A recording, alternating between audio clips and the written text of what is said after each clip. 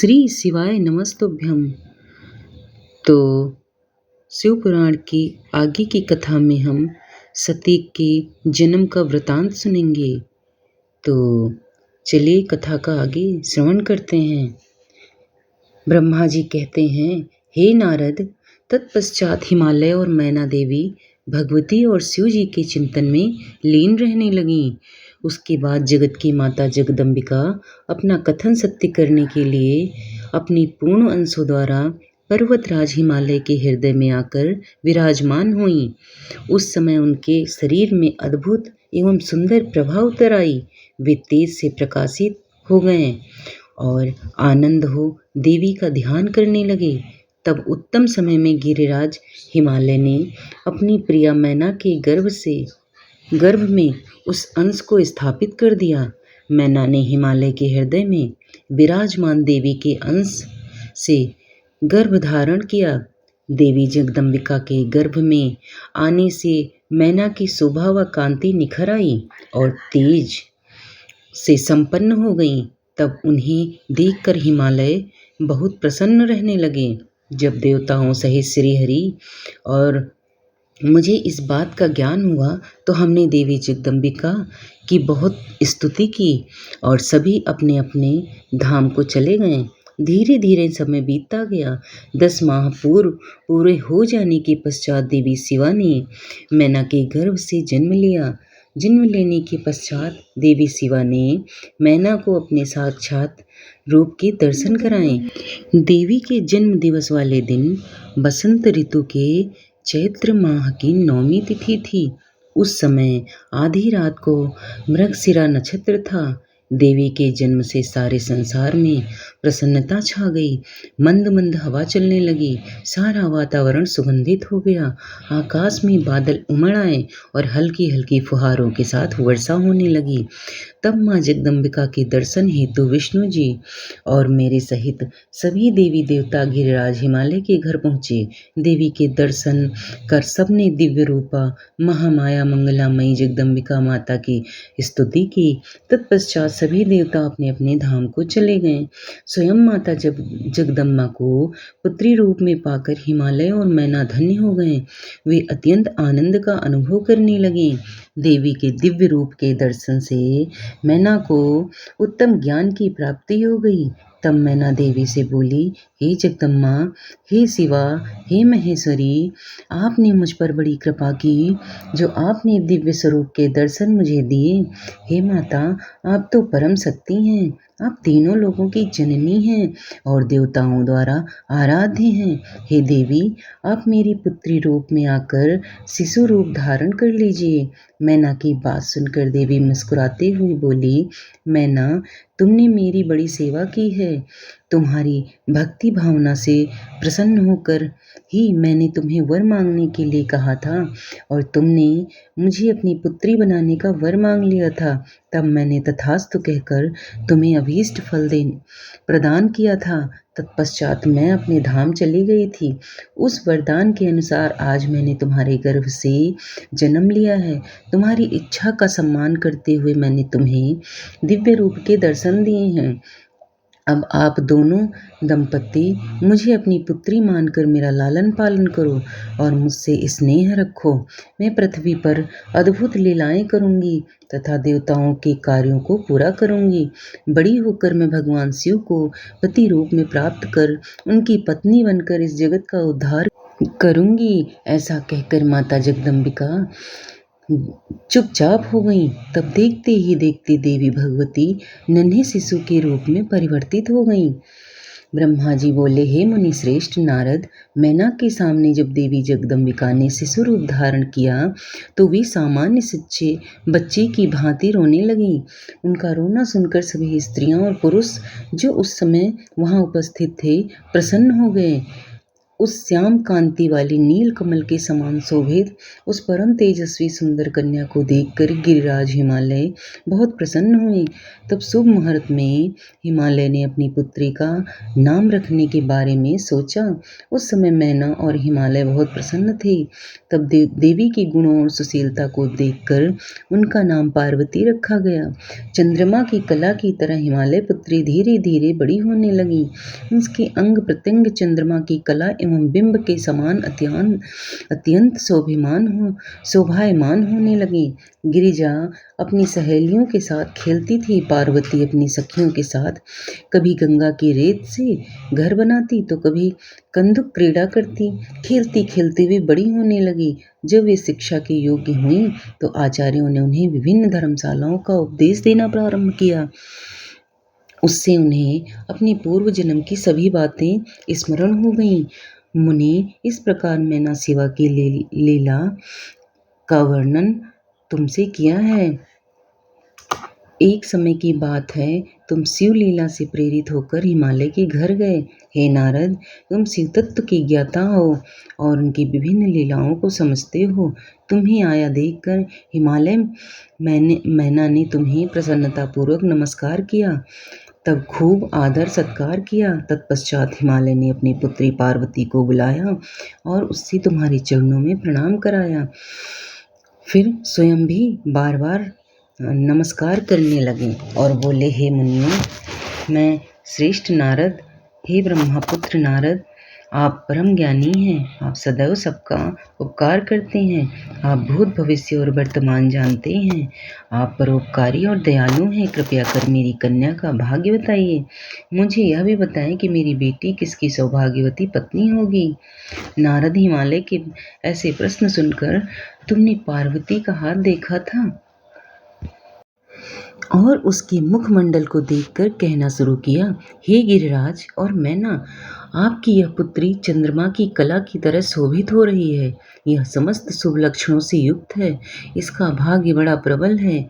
यह अपने पति के लिए सुखदायिनी होगी, साथ ही अपने माता पिता की यश और कीर्ति को बढ़ाएगी। यह परम साध्वी और संसार की स्त्रियों में सर्वश्रेष्ठ होगी। इसका पति योगी, निर्गुण, काम वासना से रहित, माता पिता हीन, अभिमान से रहित, पवित्र एवं साधु वेशधारी होगा। इस बात को सुनकर मैना और हिमालय दोनों दुखी हो गए। पार्वती देवी सोचने लगी कि मुनि नारद की बात हमेशा सत्य होती है। जो लक्षण नारद जी ने बताए हैं वे सभी तो शिव जी में विद्यमान हैं। भगवान शिव को अपना भावी पति मानकर पार्वती मन ही मन हर्ष से खिल उठी और शिव जी के चरणों का चिंतन करने लगी। तब हिमालय बड़े दुखी स्वर से बोले कि हे नारद, अपनी पुत्री के भावी पति के विषय में जानकर मैं बहुत दुखी हूँ। अतः कृपया मेरी पुत्री को बचाने का कोई मार्ग सुझाएं। गिरिराज हिमालय के ये वचन सुनकर, हे नारद, तुमने कहा गिरिराज, मेरी कही बात सर्वथा सच होगी, क्योंकि हाथ की रेखाएं ब्रह्मा जी द्वारा लिखी जाती हैं और कभी भी झूठ नहीं बोल सकती। इस रेखा का फल तो अवश्य मिलेगा, किंतु ऐसा होने पर भी पार्वती सुखपूर्वक रहे, इस हेतु पार्वती का विवाह भगवान शिव से कर दें। भगवान शिव में ये सभी लक्षण हैं। महादेव जी में ये सब लक्षण भी शुभ हो जाते हैं।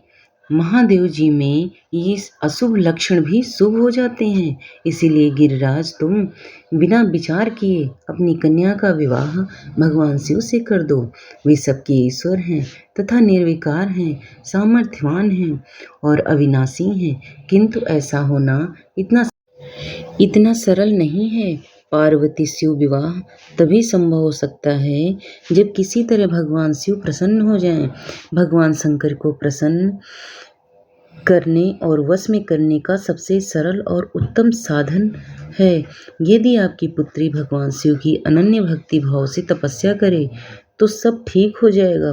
पार्वती भगवान शिव को पति के रूप में प्राप्त करेंगी वे सदैव भगवान शिव के अनुसार ही कार्य करेंगी, क्योंकि वे उत्तम व्रत का पालन करने वाली महासाध्वी हैं। वे अपने माता पिता के सुख को बढ़ाने वाली हैं।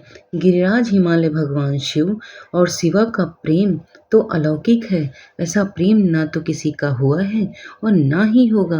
भगवान शिव इनके अलावा और किसी स्त्री को अपनी पत्नी नहीं बनाएंगे। हिमालय शिव शिवा को एकाकार होकर देवताओं की सिद्धि के लिए अनेक कार्य करने हैं। आपकी पुत्री को पत्नी रूप में प्राप्त करके ही भगवान अर्धनारीश्वर होंगे। आपकी पुत्री पार्वती भगवान शिव की तपस्या से उन्हें संतुष्ट कर उनकी अर्धांगिनी बन जाएंगी। मुनि नारद, तुम्हारे इन वचनों को सुनकर हिमालय बोले, हे मुनि श्रेष्ठ नारद, भगवान शिव सभी प्रकार की इच्छाओं का त्याग करके अपने मन को संयम में रख के नित्य तपस्या करते हैं। उनका ध्यान सदैव परम ब्रह्मा में लगा रहता है।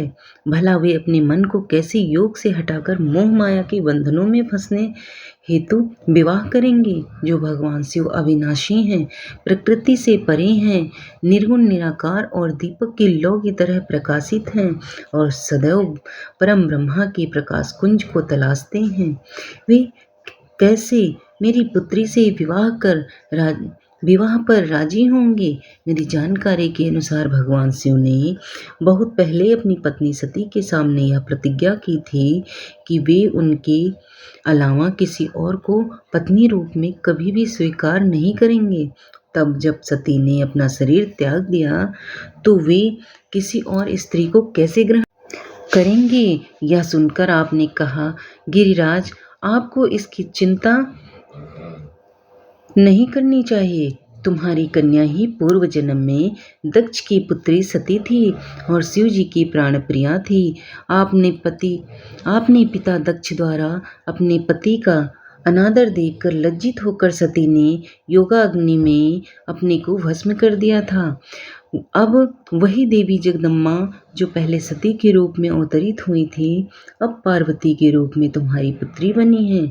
इसलिए तुम्हें पार्वती के विषय में चिंता करने की कोई आवश्यकता नहीं है। देवी पार्वती ही भगवान शिव की पत्नी होंगी। तुम्हारी बातें सुनकर गिरिराज हिमालय और उनकी पत्नी मैना व उनके पुत्रों को बहुत संतोष हुआ और उनके सभी संदेह और शंकाएं पूर्णतः दूर हो गईं। पास ही बैठी पार्वती ने भी अपनी पूर्व जन्म की कथा के विषय में सुना।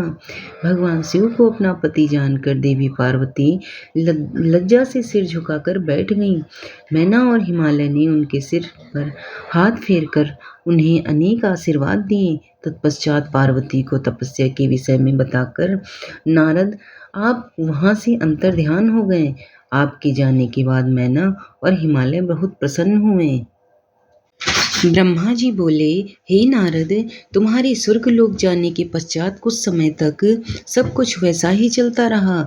एक दिन मैना अपने पति हिमालय के पास गई, उन्हें प्रणाम कर उनसे कहने लगी कि हे प्राणनाथ, उस दिन जब देवर्षि नारद हमारे यहाँ पधारे थे और पार्वती का हाथ देखकर उसके विषय में अनेक बातें बता गए थे, तब मैंने उनकी बातों पर ध्यान नहीं दिया था।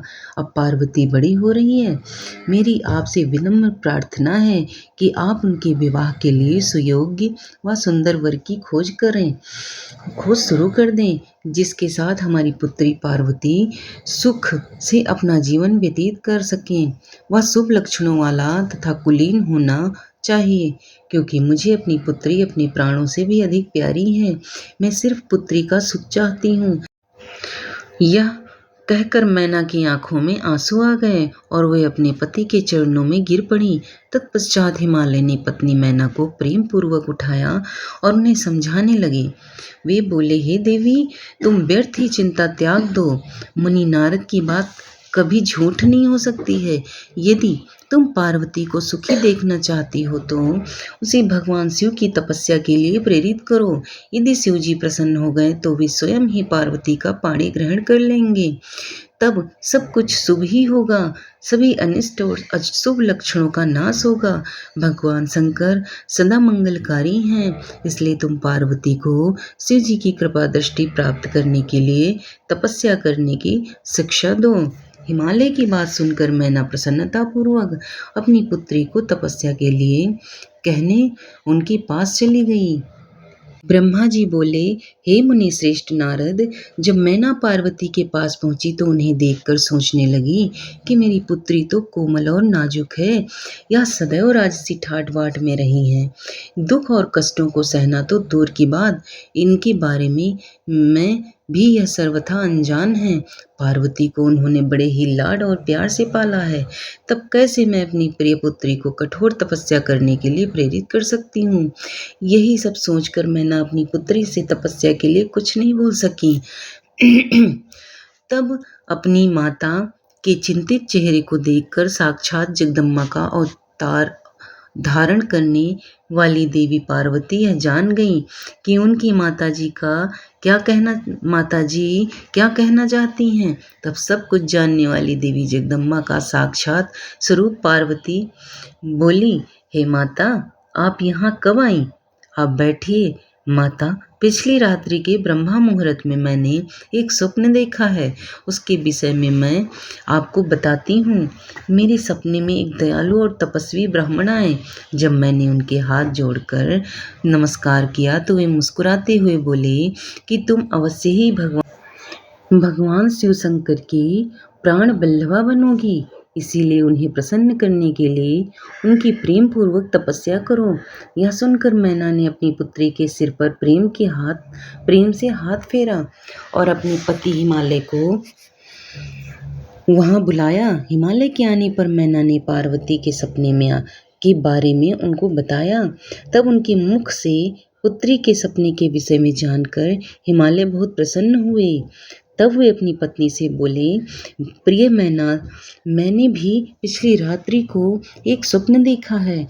मैंने अपने स्वप्न में एक बड़े उत्तम तपस्वी को देखा। वे नारद मुनि द्वारा बताए गए सभी लक्षणों से युक्त थे। वे उत्तम तपस्वी मेरे नगर में तपस्या करने के लिए आए थे। उन्हें देखकर मुझे बहुत खुशी हुई। मैं अपनी पुत्री पार्वती को साथ लेकर उनके दर्शनों के लिए गया। उनके पास पहुंचा तब मुझे ज्ञात हुआ कि वे नारद जी के बताए हुए वर भगवान शिव ही हैं। तब मैंने पार्वती जी को उनकी सेवा करने का उपदेश दिया, परंतु उन्होंने मेरी बात नहीं मानी। तभी वहाँ सांख्य और वेदांत पर विवाद छिड़ गया। तत्पश्चात उनकी आज्ञा पाकर पार्वती वहीं रहकर भक्तिपूर्वक उनकी सेवा करने लगी। हे प्रिय, यही मेरा सपना था, जिसे देखकर मुझे अत्यंत प्रसन्नता हुई। मैं सोचता हूँ कि हमें कुछ समय तक इस सपने के सच होने की प्रतीक्षा करनी चाहिए। ऐसा कहकर हिमालय और मैना उस उत्तम सपने के सच होने की प्रतीक्षा करने लगे।